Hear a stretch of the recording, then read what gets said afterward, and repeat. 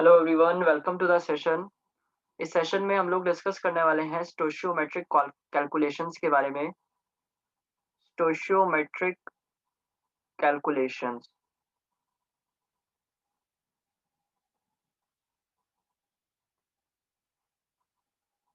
तो basically stoichiometric calculations हमें stoichiometric reaction से ही देखने को मिलेंगी। एक तरह से हम बैलेंस रिएक्शन को स्टोशियोमेट्रिक रिएक्शन कह सकते हैं, ठीक है।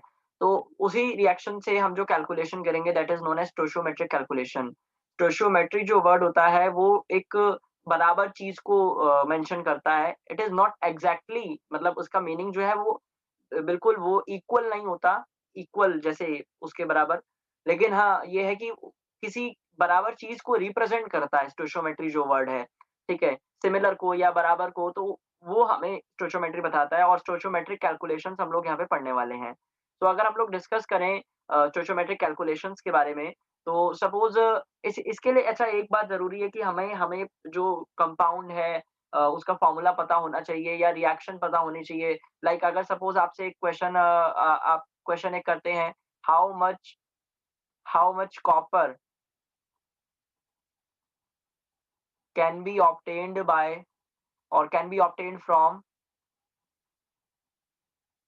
100 gram of copper sulphate.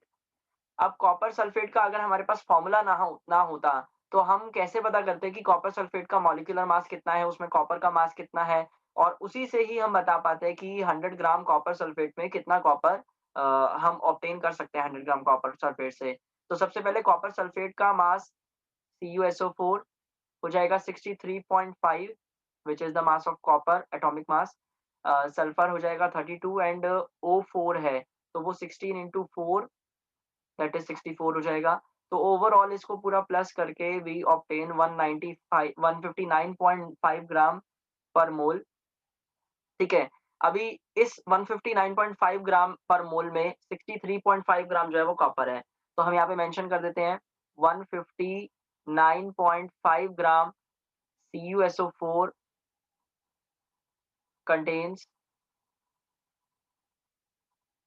63.5 gram copper. सो 1 ग्राम आप किसी भी सब्सटेंस में 1 ग्राम का अगर फाइंड आउट कर लेंगे, तो कैलकुलेशन करना आसान रहता है और इसको यूनिटरी मेथड कहा जाता है। लिमिटिंग रिएजेंट का जो एक टॉपिक होता है, उस पे भी आपको एक वीडियो मिलेगी मेरे चैनल पे। तो वो भी इसी से रिलेटेड उसकी कैलकुलेशन होती है, स्टोइचियोमेट्री कैलकुलेशंस यूनिटरी मेथड से ही, उनको भी हम इसी तरीके से प्रोसीड करते हैं। और हमें बताना है 100 ग्राम में, तो 100 ग्राम CuSO4 जो है वो कंटेन करेगा 63.5, यहाँ पे और आएगा 0.5 divided by 159.5 multiplied by 100 gram copper. तो ये जो है हमारा लगभग 39.8 ग्राम कॉपर इसके अंदर होगा। तो ये मेथड है, यूनिटरी मेथड इस तरह के क्वेश्चंस को करने का। अभी तो हमें एक पर्टिकुलर फॉर्मूला दे रखा था, एक कंपाउंड दे रखा था, उस कंपाउंड के फॉर्मूला से हमने ये पता कर लिया कि उस एक्जिस्टिंग मॉलिक्यूलर मास में उस एटम का कितना मास था। अकॉर्डिंगली हमने 100 ग्राम कॉपर सल्फेट में बता दिया कि कितना कॉपर हो सकता है, ठीक है। अब अगर हमें रिएक्शन से रिलेटेड क्वेश्चन दे रखा हो, लाइक फॉर एग्जांपल क्वेश्चन हमारा है, calculate the amount of water, calculate the amount of water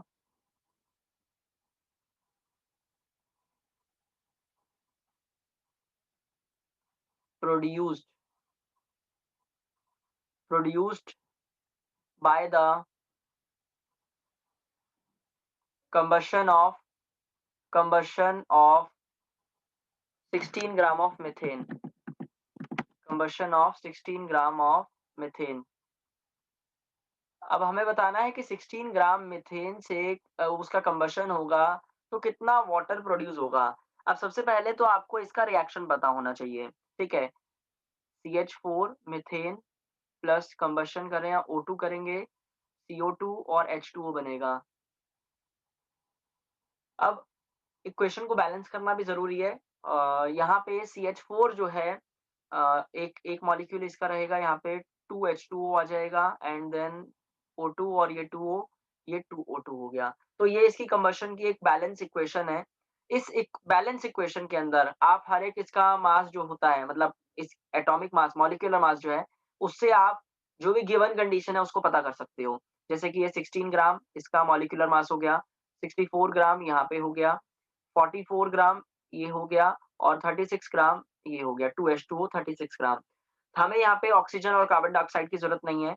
हमें ये बोला गया कि 16 ग्राम मीथेन का कंबशन करेंगे तो कितना वाटर प्रोड्यूस होगा। बड़ा सिंपल सा क्वेश्चन है। आप अगर ऑब्ज़र्व करेंगे कि यहाँ पे देखिए, आप डायरेक्टली हमें गिवन है, तो 16 ग्राम ही हमें यहाँ पे पूछा गया है और 16 ग्राम ही इस इक्वेशन में भी लिखा है। तो सिंपली हम यहाँ पे बता देंगे, आप इसको मोल से भी बता सकते हो और ग्राम से भी बता सकते हो, उसमें कोई दिक्कत नहीं है। आप ये भी लिख सकते हो कि 1 mole of methane will form 2 moles of water. तो accordingly 16 gram of methane will form 36 gram of water. Like आप इसको मोल्स के हिसाब से भी या ग्राम्स के हिसाब से भी बता सकते हो, उसमें कोई इश्यू नहीं है। यूनिटरी मेथड का इस्तेमाल करेंगे, यहाँ तो ज़रूरत ही नहीं पड़ी। अगर 8 ग्राम दिया होता सपोज़, तो हम यहाँ पे यूनिटरी मेथड लगा के आंसर बता देते, 18 ग्राम आ जाता। अगर सपोज़ 32 ग्राम मीथेन दिया होता तो यहाँ पे हम बता देते अकॉर्डिंगली कि ये 72 ग्राम होगा। तो वो हम उसको मल्टीप्लाई या डिवाइड कर लेते अकॉर्डिंगली जितना हमें मीथेन गिवन होता। इसी तरह के कुछ और क्वेश्चंस भी मैं आपको एक 1-2 प्रैक्टिस करा देता हूँ, ठीक है? स्टोइचियोमेट्रिक कैलकुलेशन से रिलेटेड। लाइक एक ये क्वेश्चन है, हाउ मैनी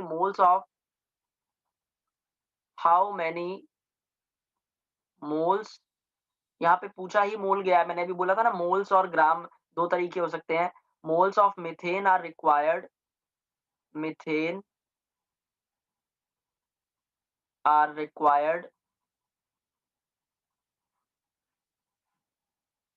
टू प्रोड्यूस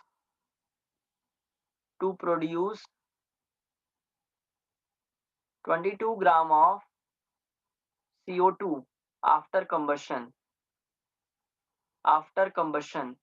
यानी कि अगर CO2 प्रोड्यूस हो रहा है कंबशन करके मीथेन का और उसका मास 22 ग्राम है, तो कितना यहाँ पे हमारे पास कितना हमारे पास यहाँ पे मीथेन के मोल्स होंगे वो हमें बताना है। अब अगेन हमें मीथेन की यहाँ पे इक्वेशन की ज़रूरत है। अभी हमने इक्वेशन इसकी लिखी ही थी, पिछले क्वेश्चन में भी। अब की बार हमें मीथेन और CO2 की ज़रूरत है। CO2 यहाँ पे 16 ग्राम मीथेन से इसका जो एग्ज़ैक्टली जो मोलर मास है 44 ग्राम यहाँ पे फॉर्म होता है। तो यहाँ पे हम देख सकते हैं how many moles of methane पूछा है। सबसे पहले तो आप ये देखिए 44 gram of carbon dioxide is produced by, unitary method से जाएँगे हम, produced by 16 gram of methane. Combustion करेंगे 16 ग्राम मीथेन का तो 44 ग्राम कार्बन डाइऑक्साइड बनेगा। 1 ग्राम ऑफ CO2 कितने से प्रोड्यूस होगी? 16 by 44 gram methane. Again 22 gram of CO2 कितने से प्रोड्यूस होगी? 16 by 44 into 22 gram methane. Calculate करके हमें पता चला कि 8 ग्राम मीथेन जो है वो इसके लिए रिक्वायर्ड होगा। अब 8 ग्राम अगर मीथेन इसके लिए रिक्वायर्ड है तो उसके मोल्स हमें बताने हैं। Now number of moles is equal to given mass upon molar mass. 8 gram required हो रहा है, 16 उसका मोलर मास है, यानी कि उसका half mole is required to obtain 22 gram of CO2।